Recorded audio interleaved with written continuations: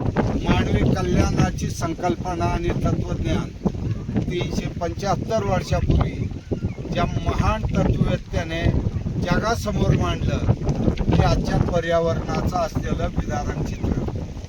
जगद्गुरु तुकोबारायांनी 375 वर्षापूर्वी सांगितलं होतं, वृक्षवरी आम्हा स्वरे फुलझरे पक्षी स्वरे. आणि दुसरा विषय होता जो आजच्या पाणी आणि अन्नाच्या समस्येचा.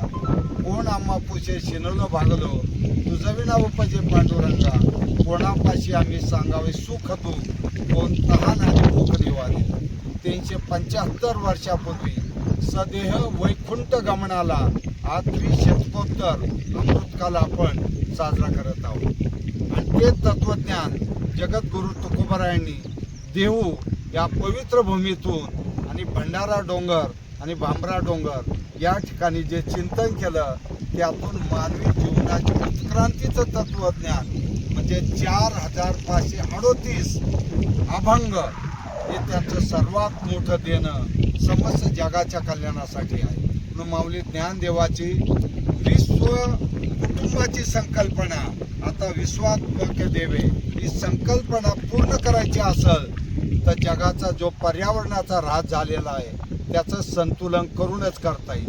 आणि म्हणून त्याच विचारधारेतून जगद्गुरु तुकोबारायांच्या वंशजांनी म्हणजे हरिभक्त पारायण शिवाजी महाराज मोरे असतील, हरिभक्त पारायण पुरुषोत्तम महाराज असतील आणि त्यांची सर्व विचाराशी जोडलेली वृक्षदायी ही संस्था, या संस्थेने जो एक संकल्प सोडला की 375 वर्षाच्या सदैव वैकुंठ गमनाच्या प्रसंगात ज्या वृक्षारोपणाने संपूर्ण पर्यावरणाची साखळीच उद्ध्वस्त केली, ते वृक्षारोपण म्हणजे निलगिरी, सुबाभूळ आणि ग्लेरी शिडिया यांना हद्दपार करून आता जगद्गुरु तुकोबारायांना अभिप्रेत असलेलं पर्यावरण संतुलित आणि मानवी जीवनाचं कल्याण असणारं वन उभं करण्याचं मोठं कार्य वृक्षदायी संस्थेच्या माध्यमातून हाती घेतलेलं आहे. खरं म्हणजे दुसऱ्यांदा मला प्रसंग आला जो देहूमध्ये वृक्षदायी संस्थेच्या माध्यमातून तुकोबारायांच्या नावाने विचारधारेने व्याख्यानमाला सुरू केली.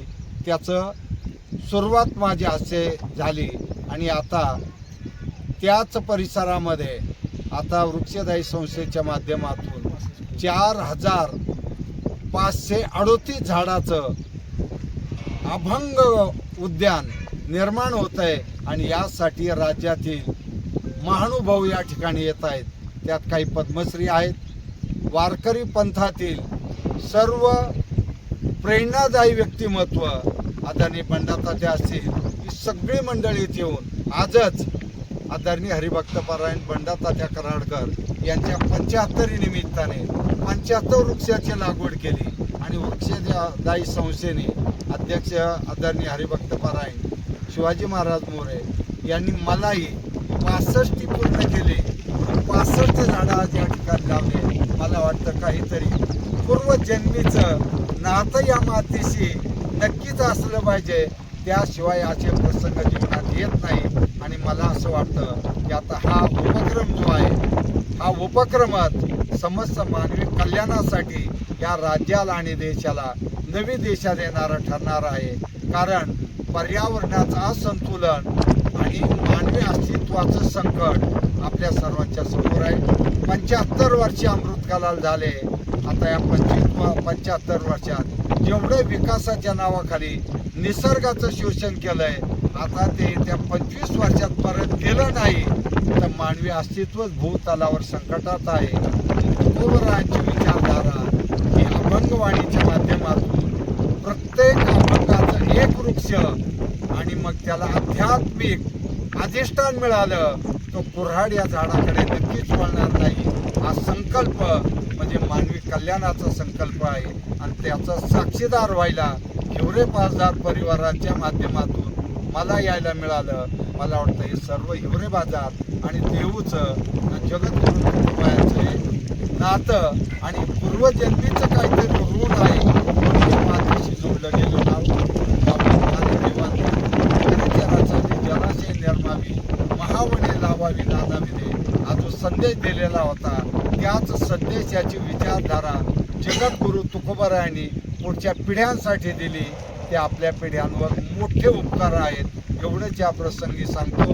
आणि हतबल झालेले त्यावेळेस तुकोबराय का ज्यांनी जगाच्या पाठीवरची पहिली शेतकऱ्यांची कर्जमाफी करून आपलं ऋण फेडलं पूर्वजांचं. आणि तिथे त्यांनी जो संदेश दिला होता की बरे झाले देवा निघाले दिवाळे, बरी गेली पिढा या दुष्काळे. म्हणजे दुष्काळात सर्वस्व गमावणारे तुकोबराय मानवी कल्याणाचं सर्वस्व निर्माण करण्याचा संदेश म्हणजे तुकोबरायांची गाथा आणि अभंगवाणी आहे. आता त्याचा पुन्हा पुनरुज्जीवन होत आहे. म्हणून वृक्षदायी संस्थेला आणि या संपूर्ण टीमला मनापासून धन्यवाद देतो. तर निश्चितपणे भावी पिढ्यांचं पुण्य आणि मागचं तुमचं 7 पिढ्याचं पुण्य यामध्ये आहे. म्हणून तुम्ही वृक्षदायी संस्थेत जोडले गेलेला आहात. आणि इथे जोडल्या गेलेल्या मग उद्योगपती असेल, वकील असेल, इंजिनियर असेल, डॉक्टर असेल, सर्वसामान्य कामगार असेल, या सर्वांनी आपण जो संकल्प केला तर खूप लोक आहेत. पण आपल्याच वाट्याला हे पुण्य का आलं तर हा पुण्याचा पूर्वजन्मीचा घडा आहे. तो घडा भरण्याचं कार्य आपण करतो आणि मानवी जीवनाचा आनंद यातून निर्माण करणार आहोत. एवढंच या प्रसंगी मी पुन्हा एकदा या मातीला नमन करतो आणि एक मोठी संधी मिळाल्याबद्दल धन्यवाद. रामकृष्ण हरी.